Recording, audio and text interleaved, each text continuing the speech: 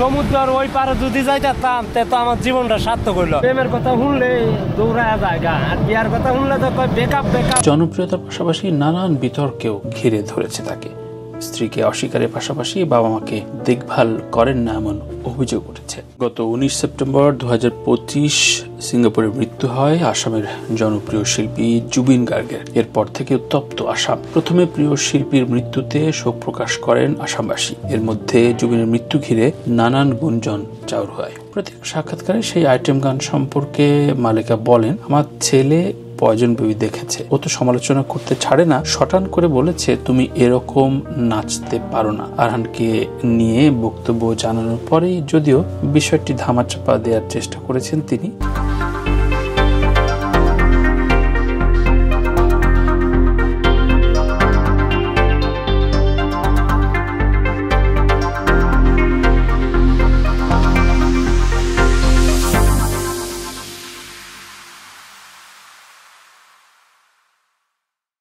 Social মিডিয়ায় বর্তমানে সবচেয়ে আলোচিত নামগুলোর একটি হচ্ছে রিপন মিয়া। পেশায় তিনি কাঠমিস্ত্রি হলেও বিনোদনমূলক ভিডিও তৈরি করে রাতারাতি সোশ্যাল মিডিয়ার পরিচিত একটি নাম হয়ে উঠেছে। তবে জনপ্রিয়তার পাশাপাশি নানান বিতর্কেও ঘিরে ধরেছে তাকে।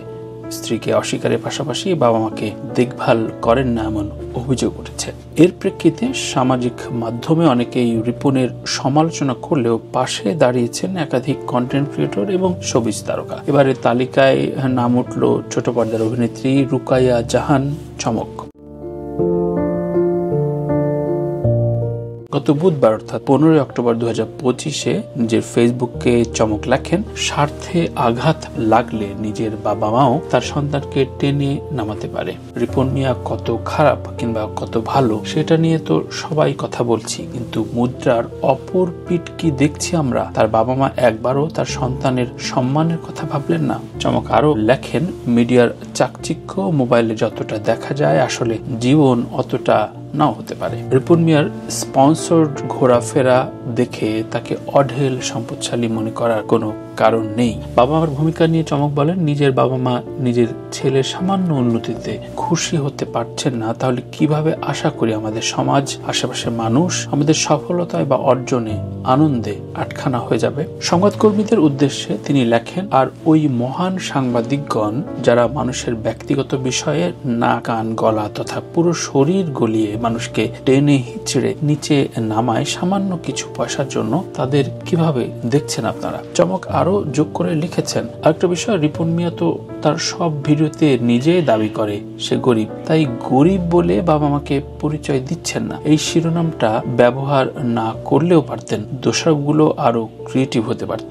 সবশেষে চমক লেখেন, প্রকৃতি আমাদের বরাবরই চোখে আঙুল দিয়ে দেখিয়ে দেয় আমরা কতটা হিংস্র, কতটা ইনসিকিউর, কতটা হিংসুটে, কতটা লোভী, কতটা একা, কতটা অসহায়। যাই হোক, সবার কথা শেষ কথা, সব দোষ রিপন মিয়ার। চমকের এই পোস্ট ঘিরে এরই মধ্যে সামাজিক যোগাযোগ মাধ্যমে ব্যাপক আলোচনা শুরু হয়েছে। কেউ সমর্থন জানাচ্ছেন, আবার কেউ বা তার বক্তব্যের নতুন বিতর্কের আভাস দেখছেন কিংবা তার নতুন কোনো প্রাসঙ্গিক মত প্রদান করছেন। প্রিয় দর্শক, আপনার কাছে রিপন মিয়ার এই ঘটনাগুলো কি মনে হচ্ছে?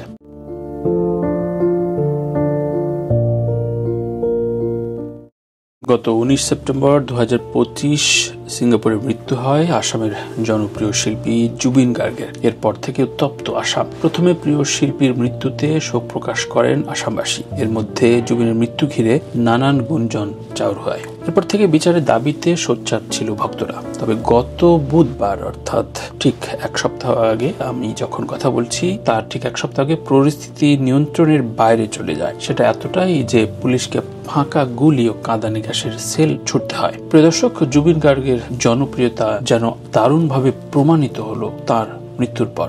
যদিও জুবিন গার্গ নিজে বলে গিয়েছিলেন তার মৃত্যুর পর মাসব্যাপী তার শহর কাঁদবে, ঠিক যেন তাই ঘটছে। জুবিন গার্গের মৃত্যুর মামলায় গ্রেপ্তার 5 অভিযুক্ত ব্যক্তিকে এরই মধ্যে জেল কারাগারে নেওয়া হয়েছে। এরপরে উত্তেজনা ছড়িয়ে পড়ে। অভিযুক্ত ব্যক্তিদের গাড়ি জেলের ফটকে পৌঁছানোর সঙ্গে সঙ্গে সেখানে উপস্থিত ভক্তরা বিক্ষোভ শুরু করেন। মুহূর্তেই পরিস্থিতি উত্তপ্ত হয়ে ওঠে। প্রত্যক্ষদর্শীরা জানান, ভক্তরা অভিযুক্ত ব্যক্তিদের বহনকারী গাড়িতে পাথর নিক্ষেপ শুরু করেন। এতে বেশ কয়েকটি গাড়ি, এমনকি একটি পুলিশ ভ্যানও ক্ষতিগ্রস্ত হয়। গ্রেপ্তার 5 জন হলেন সংগঠক শ্যাম কানু মহন্ত, গায়কের ম্যানেজার সিদ্ধার্থ শর্মা, গায়কের চাচাতো ভাই ও বরখাস্ত এপিএস কর্মকর্তা সন্দীপন গার্গ এবং 2 জন নিরাপত্তা কর্মী, যাদের মধ্যে একজনের নাম নন্দেশ্বর বর। এদিন বিকেলে বিচারক তাঁদের বিচার বিভাগীয় হেফাজতে পাঠানোর নির্দেশ দেন। অভিযুক্ত ব্যক্তিদের বহনকারী গাড়ি বহর জেল চত্বরে ঢোকার সময় জাস্টিস ফর জুবিন স্লোগান দিতে দিতে শত শত ভক্ত ভিড় জমান। হঠাৎই বিক্ষোভকারীরা সহিংস হয়ে ওঠেন। এক পর্যায়ে পুলিশ আকাশে গুলি ছোড়ে এবং কাঁদানে গ্যাসের সেল নিক্ষেপ করে ভিড় ছত্রভঙ্গ করার চেষ্টা করে। এর মধ্যে পুলিশের একটি গাড়িতে আগুনও ধরিয়ে দেওয়া হয়। পরে অতিরিক্ত বাহিনী মোতায়েন করে পরিস্থিতি নিয়ন্ত্রণে আনে প্রশাসন। জেলার বিভিন্ন সংবেদনশীল এলাকায় নিরাপত্তা জোরদার করা হয়েছে। এক পুলিশ কর্মকর্তা বলেছেন, পরিস্থিতি আপাতত নিয়ন্ত্রণে আছে, তবে উত্তেজনা এখনো কমেনি। উল্লেখ্য, জুবিন গার্গ গত 19 সেপ্টেম্বর সিঙ্গাপুরে স্কুবা ডাইভিং এর সময় মারা যান। তার বয়স ছিল 52 বছর। পরের দিনই তার নর্থ ইস্ট ফেস্টিভ্যালে পারফর্ম করার কথা ছিল। সূত্র জানায়, সেদিন স্কুবা ডাইভিং এর সময় জুবিন অসুস্থ হয়ে পড়েন। দ্রুত তাকে কাছের হাসপাতালে নেওয়া হলেও তাকে বাঁচানো যায়নি। আকস্মিক এই মৃত্যুতে আসাম সমগ্র ভারতের সঙ্গী জগতে শোকের ছায়া নেমে আসে। প্রথমে ধারণা করা হয়েছিল এটি দুর্ঘটনাজনিত মৃত্যু, কিন্তু পরে তার স্ত্রী গরিমা গার্গ এবং অনেক ভক্ত দাবি করেন এতে অস্বাভাবিক কিছু ঘটেছে বলেই তারা ধারণা করছেন। এই অভিযোগের পরপরই আসামের মুখ্যমন্ত্রী হিমন্ত বিশ্ব শর্মা বিশেষ তদন্ত গঠন করে এবং এই তদন্তে 5 জনকে গ্রেপ্তার করা হয়। এখন দেখার বিষয়, তদন্ত শেষে জুবিন গার্গের হত্যাকাণ্ড নিয়ে কি খবর বেরিয়ে আসে।